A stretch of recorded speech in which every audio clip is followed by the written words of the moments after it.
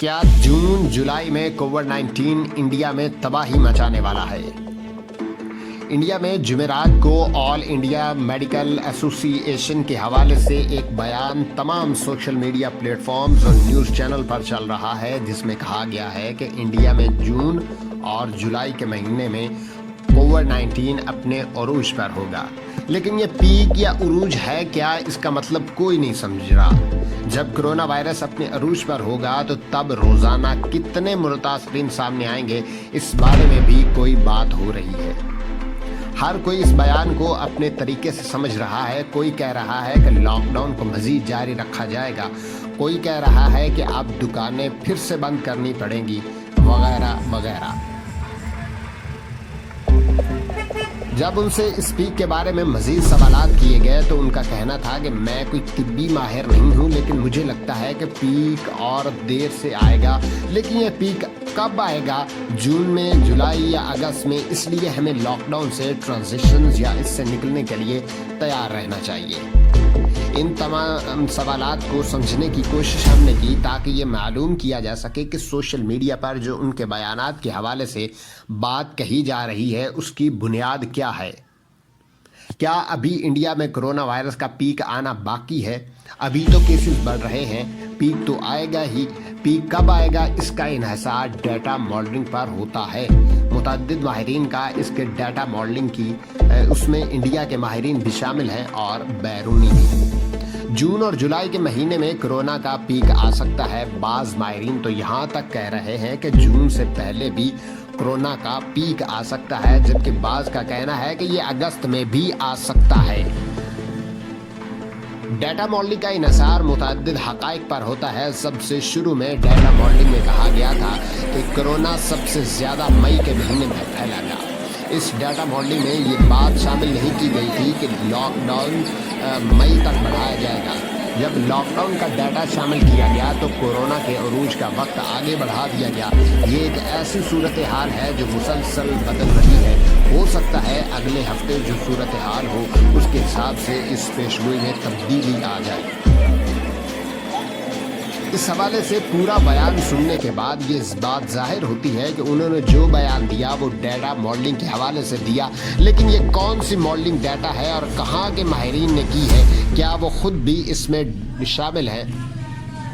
اس کے لیے بارے میں نہ تو ان سے سوال پوچھے گئے اور نہ ہی انہوں نے کوئی جواب دیا۔ یہ سمجھنے کے لیے کچھ ماہرین اقتصادیات نے سے رابطہ کیا گیا۔ پروفیسر ایک ہیں، انہوں نے حکومت کے اقتصادی پالیسیوں پر ریسرچ کرتی ہیں اور ماضی میں وزیر اعظم کی اقتصادی ایڈوائزری کونسل یعنی حکومت کو اقتصادی معاملات پر صلاح مشورے دینے والی کمیٹی کی رکن رہی ہیں۔ وہ روزانہ کی بنیاد پر کورونا کے کیسز اور رجحان کا موازنہ کرتی ہیں اور اس کے نتائج کو ٹویٹر پر شیئر کرتی ہیں۔ اس کے ڈیٹا ماڈلنگ کا جائزہ دو طرح کے ماہرین لیتے ہیں۔ ایک تو وبائی امراض کے ماہرین، یہ ماہرین ایکسپرٹ انفیکشن ڈیٹا ریٹ کی بنیاد پر اپنے اندازے بتاتے ہیں۔ دوسرے اقتصادی ماہرین ہوتے ہیں جو موجودہ کے ڈیٹا کو دیکھ کر ٹرینڈ سمجھنے اور سمجھانے کی کوشش کرتے ہیں۔ وہ حکومت کی پالیسیوں کا بھی جائزہ لیتے ہیں۔ انہوں نے ڈاکٹر گلیریا کا بیان نہیں سنا ہے، اس لیے انہیں معلوم نہیں کہ وہ کس ماڈل کی بات کر رہے ہیں۔ وبائی ماہرین جس ڈیٹا کا جائزہ لیتے ہیں وہ جائزہ کبھی کبھار 2 ماہ پہلے لیا گیا ہوتا ہے، اس لیے نتائج تھوڑے مختلف ہوتے ہیں۔ مثال کے طور پر اگر مارچ میں کیے جانے والے جائزے میں مئی میں کرونا وائرس کے پیک آنے کی بات کہی گئی ہے تو ہو سکتا ہے اس جائزے میں نظام الدین میں تبلیغی جماعت کا معاملہ، لاک ڈاؤن میں توسیع اور اب شراب کی دکانیں کھولنے کے بعد پیدا ہونے والی صورتحال کا شامل ہی نہیں کیا گیا۔ اس ڈیٹا کے جائزے کے کئی پہلو ہیں جس کو دھیان میں رکھنا ضروری ہے، اس لیے اگر اس جائزے میں انڈیا کا ڈیٹا شامل نہیں کیا گیا، شہری اور دیہی علاقوں کے ڈیٹا کو نہیں دیکھا گیا، انڈین عوام کی عمر کا پروفائل نہیں دیکھا گیا، جوائنٹ فیملی سسٹم کو نہیں دیکھا گیا، تو اس جائزے کے نتائج زیادہ درست نہیں ہوں گے۔ اس طرح کے زیادہ تر جائزے یورپ میں کیے جا رہے ہیں، اس لیے ہر ہفتے یہ ڈیٹا ماڈلنگ نئے نتائج پیش کرتی ہے۔ ڈاکٹر جب تک اس جائزے کے پیرامیٹرز کے ساتھ انصاف نہیں کرتے تب تک انڈیا کے لیے اس جائزے کی اہمیت محدود رہے گی۔ गुज़िश्ता 3 रोज से इंडिया में रोजाना 3000 से ज्यादा कोरोना के नए केसेस सामने आ रहे हैं, जबकि 10 दिन कबल तक रोजाना 1500 से 2000 केसेस सामने आ रहे थे। पहले और दूसरे लॉकडाउन के दौरान खिलाफ वर्जियों के 1-2 मामलात को अगर छोड़ दिया जाए तो पूरे मुल्क में लॉकडाउन का सख्ती से नफाज किया गया था। अब जो लॉकडाउन है उसमें बाज़ जगह दुकानें खोली गई हैं। शराब की दुकानें खुलने के बाद जो भीड़ सड़कों पर आई है वो सभी ने देखी। उसके अलावा लाखों गरीब मजदूर पैदल या सरकारी ट्रेनों में एक मकाम से दूसरे मकाम पर जा रहे हैं और बैरूनी ममालिक में फंसे इंडियन शहरियों को भी वापस लाया जा रहा है। तो ऐसे में कोरोना के मुतासिर में इजाफे का खदशा पैदा होना लाजमी है।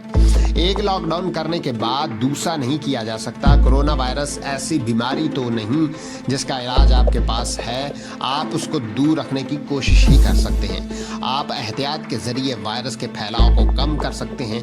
हुकूमत की तैयारी करने के लिए जितना वक्त चाहिए था वो उसने ले लिया, अब आगे ऐसा नहीं चल सकता। डॉक्टरों को भी ये बात समझ आ गई है। सबसे अहम सवाल यह है कि जून और जुलाई पीक के डाटा मॉडलिंग की बुनियाद है क्या? ये डाटा किसी सरकारी एजेंसी का है या फिर एम्स के डॉक्टरों ने खुद तैयार किया है? इस जायजे में किन हकायक को शामिल किया गया है? इस जायजे में इंडिया की सूरत हाल को मद्देनजर रखा गया है या नहीं?